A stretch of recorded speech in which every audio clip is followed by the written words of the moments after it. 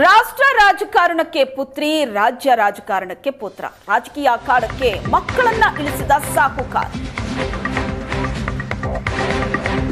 ರಾಷ್ಟ್ರ ರಾಜಕಾರಣಕ್ಕೆ ಪುತ್ರಿ, ರಾಜ್ಯ ರಾಜಕಾರಣಕ್ಕೆ ಪುತ್ರ. ರಾಜಕೀಯ ಅಖಾಡಕ್ಕೆ ಸಾಹುಕಾರ್ ಮಕ್ಕಳನ್ನ ಇಳಿಸಿದ್ದಾರೆ. ಪಾಲಿಟಿಕ್ಸ್ಗೆ ಸತೀಶ್ ಜಾರಕಿಹೊಳಿ ಪುತ್ರನ ಗ್ರ್ಯಾಂಡ್ ಎಂಟ್ರಿ. ಸತೀಶ್ ಜಾರಕಿಹೊಳಿ ಪುತ್ರನ ಮೊದಲ ಗೆಲುವು. ರಾಜ್ಯ ಯುವ ಕಾಂಗ್ರೆಸ್ ಪ್ರಧಾನ ಕಾರ್ಯದರ್ಶಿಯಾಗಿ ಆಯ್ಕೆ.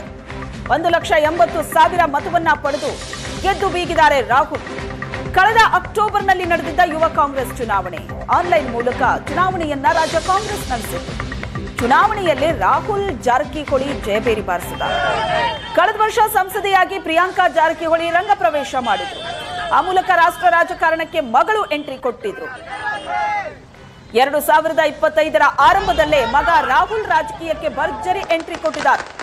ಗೋಕಾಕ್ ನಗರದಲ್ಲಿ ಪಟಾಕಿ ಸಿಡಿಸಿ ಕಾರ್ಯಕರ್ತರು ಸಂಭ್ರಮಿಸಿದಂತಹ ಕ್ಷಣಗಳನ್ನ ನೋಡ್ತಾ ಇದ್ದೀರಿ.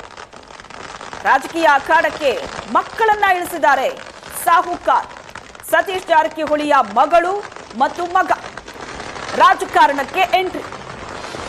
ಕಳೆದ ವರ್ಷ ಸಂಸದೆಯಾಗಿ ಪ್ರಿಯಾಂಕಾ ಜಾರಕಿಹೊಳಿ ಎಂಟ್ರಿ ಕೊಟ್ರೆ, ಈ ವರ್ಷದ ಆರಂಭದಲ್ಲೇ ಮಗ ರಾಹುಲ್ ಜಾರಕಿಹೊಳಿ ರಾಜಕೀಯಕ್ಕೆ ಭರ್ಜರಿ ಎಂಟ್ರಿ ಕೊಟ್ಟಿದ್ದಾರೆ. ರಾಜ್ಯ ಯುವ ಕಾಂಗ್ರೆಸ್ ಪ್ರಧಾನ ಕಾರ್ಯದರ್ಶಿಯಾಗಿ ಆಯ್ಕೆಯಾಗಿದ್ದಾರೆ.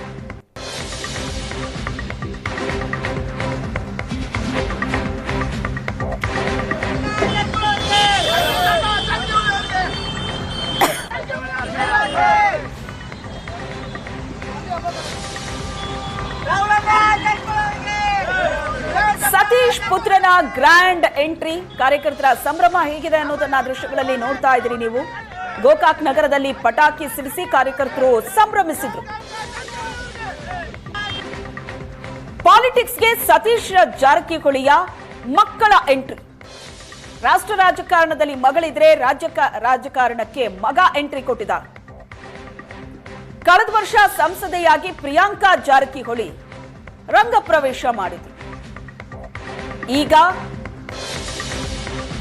ರಾಜ್ಯ ಯುವ ಕಾಂಗ್ರೆಸ್ ಪ್ರಧಾನ ಕಾರ್ಯದರ್ಶಿಯಾಗಿ ಮಗ ಆಯ್ಕೆಯಾಗಿದ್ದಾರೆ.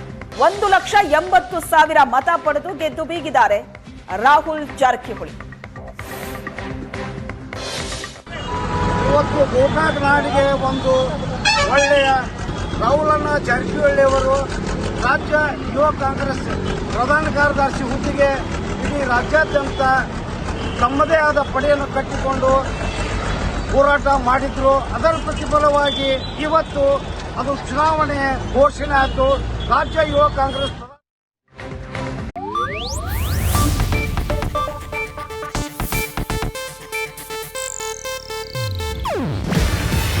ಇದು ಏಷ್ಯಾನೆಟ್ ನ್ಯೂಸ್ ನೆಟ್ವರ್ಕ್ ಪ್ರಸ್ತುತಿ.